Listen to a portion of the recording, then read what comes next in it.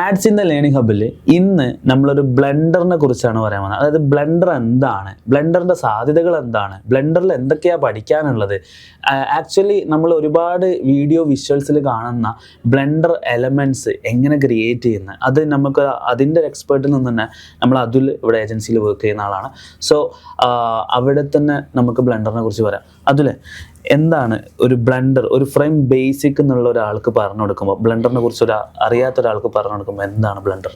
ഇപ്പോൾ ബ്ലെൻഡർ എന്ന് പറഞ്ഞാൽ പെട്ടെന്ന് എല്ലാവർക്കും മനസ്സിലാവുന്ന രീതിക്ക് വരുമ്പോൾ നമ്മൾ ഈ അഡ്വർടൈസ്മെന്റ് രംഗത്ത് തന്നെ കുറെ 3D ആഡ്സ് ഇപ്പോൾ ആക്ച്വലി നമ്മൾ പറയുകയാണെങ്കിൽ കാലിക്കറ്റിലൊക്കെ ഒരു 3D എലമെന്റ്സിലൊക്കെ ഒരുപാട് ബ്ലെൻഡർ അഡ്വർടൈസ്മെന്റ്സ് 3D എലമെന്റ്സ് ഒക്കെ വെച്ചിട്ട് CG ആഡ്സ് എന്നൊക്കെ പറയും. ഇപ്പോൾ ഒരു ബിൽഡിങ്ങിന്റെ മുകളിൽ നിന്ന് ഒരു പ്രൊഡക്റ്റ് ഇങ്ങനെ ഇറങ്ങി വരുന്നത്, ആ പ്രൊഡക്റ്റ് നമ്മളെ കയ്യിൽ ഇല്ലാണ്ട് അതൊരു വിഷ്വൽസിലേക്ക് നമ്മൾ കൊണ്ടുവരികയാണ്. അങ്ങനെ വേണമെങ്കിൽ പറയാം ഒരു ബ്ലെൻഡറിനെ.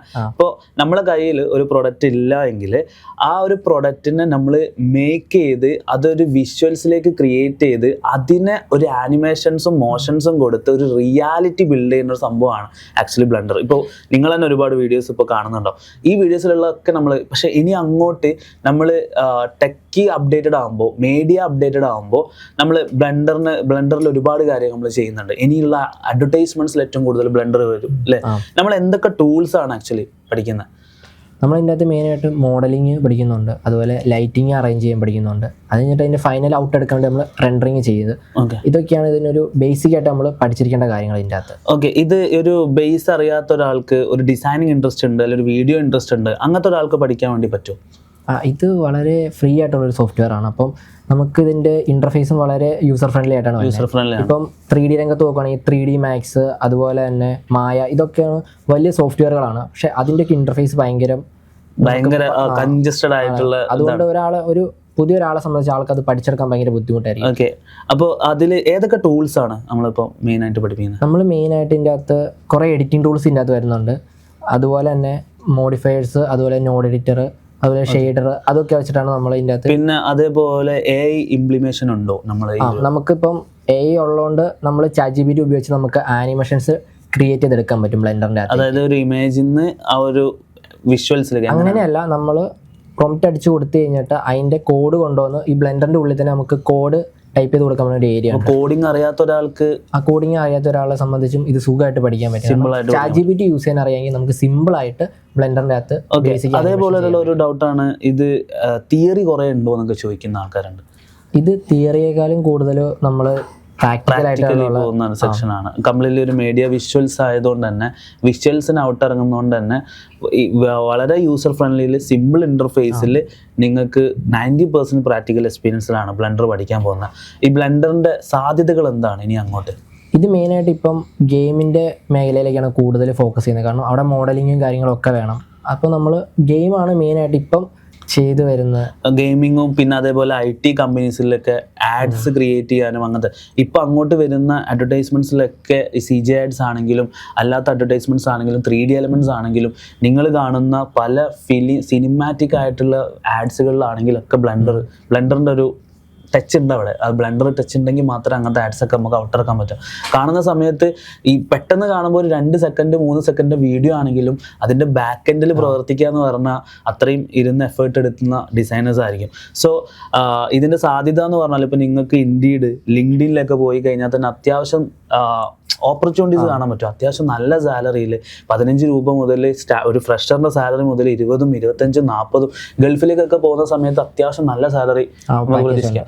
ബിക്കോസ് ഒരു ഗെയിം ഡെവലപ്മെൻറ്റ് കമ്പനി ആണെങ്കിലും IT കമ്പനി ആണെങ്കിലും ഒക്കെ നിങ്ങൾക്ക് ഈ ഒരു ബ്ലെൻഡർ കോഴ്സ് എടുത്തു കഴിഞ്ഞാൽ തന്നെ നല്ലൊരു ഫീൽഡിലേക്ക് വരാൻ പറ്റും. ഒരു സാധാരണ ഒരു വീഡിയോ എഡിറ്ററിലേക്ക് അയാൾ ചെയ്യുന്ന വീഡിയോസിലേക്ക് ബ്ലെൻഡറിനെ കൊണ്ടുവരാൻ പറ്റും. എന്തൊക്കെ കൊണ്ടുവരാൻ പറ്റും? എങ്ങനത്തെ വിഷ്വൽസ്? നമുക്കിപ്പം എഡിറ്റ് ചെയ്യുന്ന സമയത്ത് എന്തെങ്കിലും 3D ടെക്സ്റ്റോ കാര്യങ്ങളൊക്കെ ആഡ് ചെയ്യണമെങ്കിൽ നമുക്ക് ബ്ലെൻഡർ ചെയ്തിട്ട് അത് നേരെ ആഫ്റ്ററിലേക്ക് കൊണ്ടുവരാൻ പറ്റും.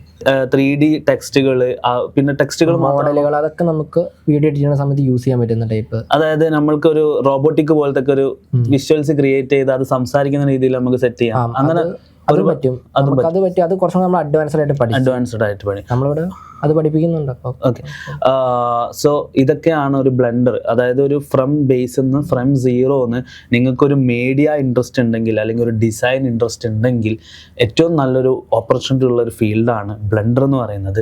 ഫ്രം ബേസിസ് നിന്ന് നിങ്ങൾക്ക് ഒരു അഡ്വാൻസ്ഡ് ആയിട്ടുള്ളൊരു കോഴ്സ് നിങ്ങൾക്ക് ആഡ് ചെയ്യുന്ന പ്രോഗ്രാം. നമ്മൾ ഓൺലൈൻ ആണെങ്കിൽ അതേപോലുള്ളൊരു ചോദ്യമാണ്, ഓൺലൈനിൽ ബ്ലെൻഡർ എടുത്തു കഴിഞ്ഞാൽ ഇതൊരു ടൂളാണല്ലോ, ഡിസൈൻ ടൂളാണല്ലോ.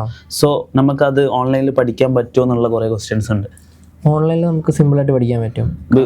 അത് കാരണം അത് വർക്കും കാര്യങ്ങളൊക്കെ വെച്ചിട്ടായിരിക്കും കൂടുതലായിട്ട് പോവുക. ഇപ്പം നിങ്ങൾക്ക് ഇപ്പോൾ ഒരു ലൈവ് നമ്മൾ ഓൺലൈൻ ബാച്ച് എങ്ങനെയാണെന്ന് വെച്ചാൽ നിങ്ങൾക്ക് തന്നെ അറിയായിരിക്കും.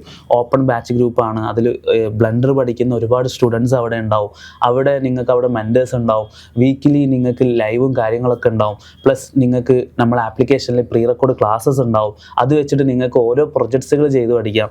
പിന്നെ നമ്മൾ ഇൻറ്റേൺഷിപ്പൊക്കെ ഇതിലുണ്ട്. അതായത് ബ്ലെൻഡർ കോഴ്സ് തന്നെ നിങ്ങൾക്കൊരു റിയൽ ക്ലയൻസിൻ്റെ എന്തെങ്കിലും ഒരു പ്രൊജക്റ്റ് പോലെ നിങ്ങൾക്കൊരു ബ്ലെൻഡർ വർക്ക് ഉണ്ടാവും. കാരണം ഈ ഒരു നമ്മൾ ഇവിടെ ഡിസൈൻ ഫീൽഡ് ആയതുകൊണ്ട് തന്നെ കംപ്ലീറ്റ്ലി ഈ പോർട്ട്ഫോളിയോ ആണ് ഇവിടെ കൂടുതൽ സംസാരിക്കാൻ പോകുന്നത്. കാരണം നിങ്ങളെ CV അല്ലെങ്കിൽ വേറെ എന്താ കാര്യങ്ങളോ അല്ല, നിങ്ങളെ പോർട്ട്ഫോളിയോയിൽ നിങ്ങൾക്ക് എന്ത് ചെയ്യാൻ അറിയുന്നു, ബ്ലെൻഡറിൽ നിങ്ങൾക്ക് എത്രത്തോളം എക്സ്പീരിയൻസ് ഉണ്ട്, എന്തൊക്കെ വർക്കുകളാണ് ചെയ്തത്, അതിന് വേണ്ടിയിട്ടുള്ള എല്ലാ പ്രൊജക്ട്സും നമ്മൾ ഇവിടെ നിന്ന് കൊടുക്കും. എന്തൊക്കെ ഒരു കുട്ടി ഇവിടെ നിന്ന് ഇറങ്ങുന്ന സമയത്ത് അയാൾ അത്യാവശ്യം വർക്കുകൾ ബ്ലെൻഡറിൽ ചെയ്തിട്ടുണ്ടാവും.